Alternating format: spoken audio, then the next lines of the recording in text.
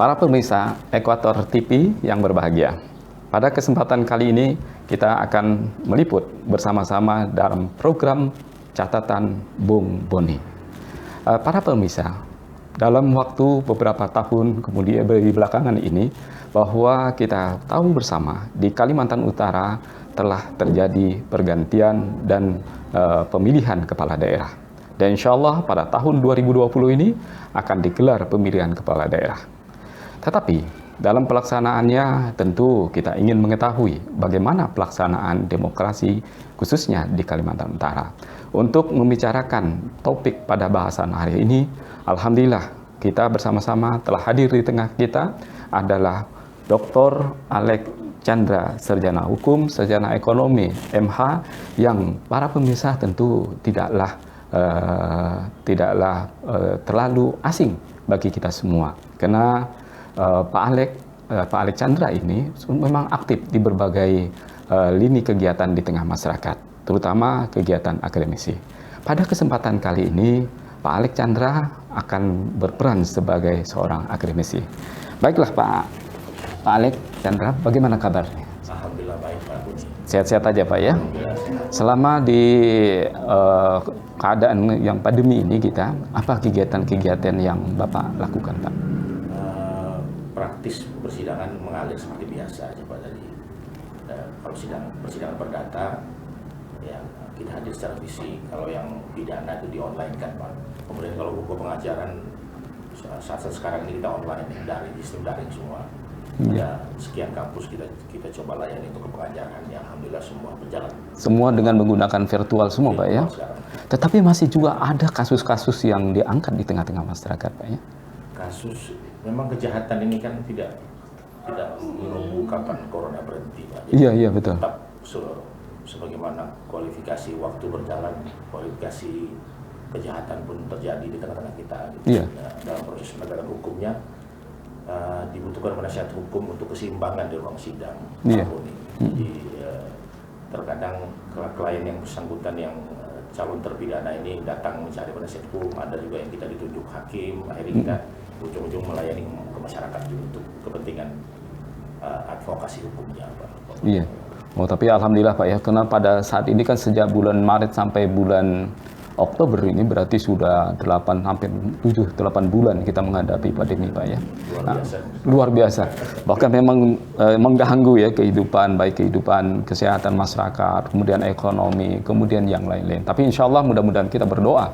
Para pemirsa Ekuator TV kita berharap mudah-mudahan Tuhan Yang Maha Esa, Allah Subhanahu wa Ta'ala bisa menghilangkan virus corona tersebut tentunya. Nah baiklah Pak Alex Chandra. Insya Allah pada tahun ini, di akhir tahun ini, di tahun 2020 ini, akan pemilihan kepala daerah akan dilaksanakan. Kemudian pengambilan nomor pun juga sudah dilakukan. Ada 3 pasangan. Ya. Kemudian termasuk Pak Tana pun juga ikut maju pada tahun ini. Menurut Pak Alex, selama sejak tahun 2012 atau sekarang sudah 8 tahun yang berlalu, Bapak sebagai seorang akademisi melihat perkembangan, pelaksanaan, implementasi dari demokrasi di Kalimantan Utara, menurut Bapak bagaimana Pak? Baik Pak, saya coba melihat dari grand norma dasarnya terkait dengan pesta demokrasi ajang 5 tahunan ini Pak. Sepertinya kan harus kita kembali ke titik dasar keilmuan, artinya jangan masyarakat itu memandang sebagai sesuatu yang lazim terjadi dan ujung-ujung menangkap sebuah titipan, mohon maaf, amplop tertentu. Yeah. Saya ingin membuka wacana berpikir itu agar supaya betul-betul memilih pemimpin itu dengan segala hakikat dan substansinya Pak. Karena apalah artinya kalau cuma sesuatu yang ditunggu, kemudian dalam pengertian calon itu ya sudah, saya sudah selesaikan semua itu. Anda jangan kejar saya dengan ABCD gitu. Itu yang kita lambat tapi pasti bahwa ini harus kita gaungkan dulu di tengah-tengah masyarakat kita agar supaya yang namanya pemilu kada ini betul-betul secara kuantitatif bermakna dan begitu jadi kita punya tanggung jawab memandang satu calon yang sudah jadi itu dengan segala segala perjalanan pemerintahnya itu dengan memang sesuai sebagaimana kita harapkan. Iya, betul. Jangan semacam mohon maaf transaksional 5 tahunan, dan setelah itu ya sudah pemimpin pun tidak melihat masyarakat yang kemarin sudah terlanjur memimpin berjalan dengan agendanya, kemudian kita membaca ada friksi di antara mereka, selalu berulang setiap 5 tahun, Pak Budi. Iya, betul. Makanya saya berpikir kenapa harus begini, karena ini kampung halaman kita. Saya berpikir memang kita harus bekerja keras supaya memberikan edukasi politikal ke masyarakat, jangan sampai dengan pola-pola kemarin. Sampai ada bahasa, mohon maaf, ambil saja duitnya, calonnya jangan dicoblos. Ini kan sesuatu yang melukai hati masyarakat dengan segala kejernihan berpikir itu. Kalau ditabrak dengan itu kan selesai sudah begitu.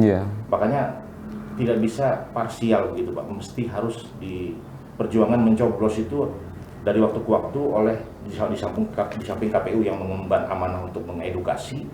Kita ini sebagai akademisi memang harus dari waktu ke waktu melaksanakan tugas itu, Pak. Iya, terutama pendidikan politik, Pak ya.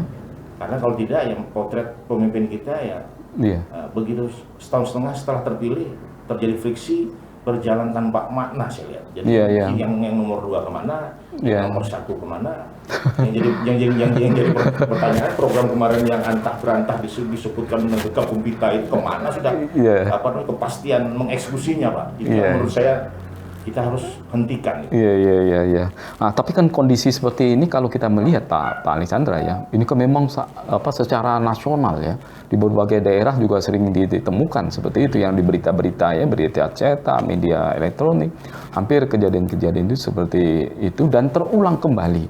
Nah, kemudian kita sebagai seorang akademisi tentu mencari kira-kira kondisi-kondisi seperti ini kan tidak mungkin kita bertahan, tidak perlu kita kita lanjutkan karena memang itu bertentangan dengan hati nurani yang disampaikan oleh Pak Alex tadi.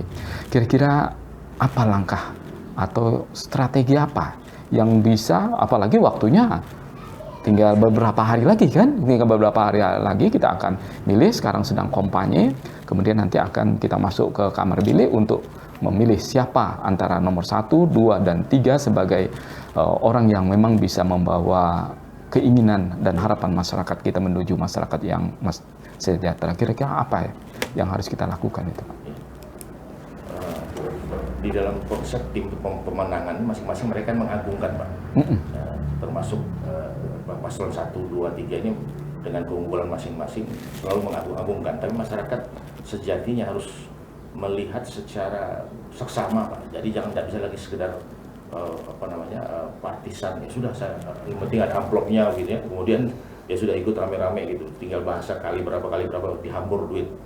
Kalau bisa ditutupi dengan apa ya? Selalu begitu metodenya. Padahal tidak begitu sejatinya kan. Iya. Sekarang kalau kita bicara potret konteks kemarin setelah terpilih tiba-tiba terjadi konflik. Amanah yang diemban ke pemimpin yang sudah terlanjur disumpah, diamanahkan sedemikian besar tanggung jawab, selesai di acara-acara seremonial saja menurut saya, dan terjadi silpa, terjadi apa, itu kan itu impact dari sebuah kelalaian kita memilih pemimpin ya. Akhirnya harus anggaran itu tidak bermanfaat, tidak termanfaatkan ke bawah. Ini kan mesti sesuatu yang harus bisa dieliminir, dan itu fungsi kita. Tidak hanya akademisi, keseluruhan stakeholder di negara inilah. Kalau bicara konteks Kaltara, ya penanggung jawab masyarakat yang menghuni di provinsi ini memang harus dari waktu ke waktu harus memutus mata rantai itu. Kalau tidak begitu, semacam habitual terjadi 5 tahunan tapi tanpa makna yang mendalam gitu. Apakah harus kayak begini status quo terus bertahan ini ke depan? Artinya ada kesan keterputusan. Ya sudah, biarlah begitu. Saya pun juga tidak ada impact apa-apa. Kurang perhatian dan kurang kepeduliannya ya Pak Alex ya. Tapi Pak Alex, kalau di kalangan mahasiswa, di kalangan pelajar tentu mempunyai kacamata yang berbeda ya. Mungkin tingkat kritisnya, tingkat ketajaman berpikirnya untuk melakukan hal-hal yang bertentangan dengan konsep dasar demokrasi itu mungkin bisa kita lihat akan lebih baik dibandingkan bukan dari kalangan orang-orang yang terpelajar ya. Gimana menurut Pak Alex itu? Memang beban porsi terbesar memang teman-teman yang tertakdirkan sudah mengenyam pendidikan, Pak ya, seperti mahasiswa, kalangan SMA gitu ya, artinya stressingnya harus di situ supaya efek terhadap keterpelajaran pemilih ini harus dari waktu ke waktu memang real terjadi, Pak. Kalau tidak ya sekedar menurut saya sih prosesi yang diacarakan seorang lembaga negara yang namanya KPU, tapi implikasi yang berarti itu kan kesannya jauh panggang dari api, Pak. Ada semacam event organizer KPU yang menguasai tanda petik sekian ratus miliar anggaran, mencetak baliho kiri kanan. Sekarang apalagi sudah di monopoli, tanda petik Pak, di monopoli iklan-iklan, mencetak apapun yang namanya APD alat perang promosi daerah, baliho segala macam itu kan disentralisasi sama KPU, Pak.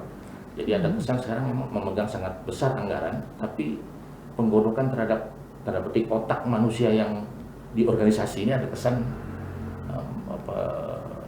memang ada semacam bimtek, tapi kan kesannya kan menurut saya sih kurang maksimal. Kurang maksimal, Pak, ya. Padahal itu untuk pelaksanaan bimtek kan sangat besar biaya itu, Pak. Dari pusat di trickle down effect ke bawah, IO yang namanya KPU memang organisasi dengan melekat ya dana yang sedemikian besar. Pendidikan terhadap pemilih itu, Pak Bono, menurut saya sampai sekarang masih jauh panggang. Masih jauh, ya. Atau mungkin anggarannya yang kurang, atau memang tidak mengenai sasaran ini. Kalau untuk dunia pendidikan politik yang dilakukan oleh partai kepada masyarakat ini. Anggarannya cukup besar, Pak. Anggarannya cukup besar. Cuma mungkin konten mengedukasi itu yang kurang maksimal atau seperti apa, Pak? Ada pesan yang mendidik dan melatih itu kan orang-orang di seputar kekuasaan juga yang artinya potret 5 tahunan itu saja materi yang diulang-ulang kan, Pak.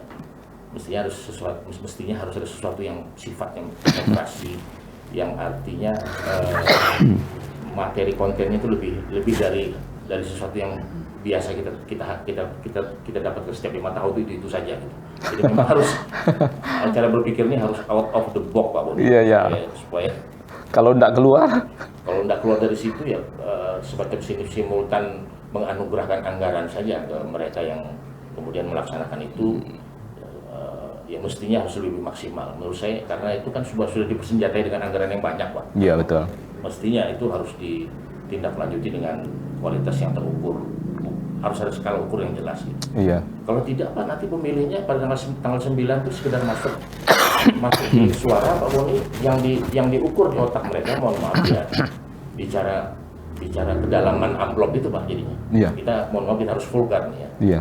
Ini yang ya si Anu memberikan yang berapa, di sini lebih tinggi, ya itu yang diukur, Pak. Tidak ada di luar konteks itu. Jadi mestinya kan sesuatu ya, artinya pemilu 5 tahunan ini harus dilaksanakan dengan kualifikasi yang betul dan pada proporsi yang jelas gitu.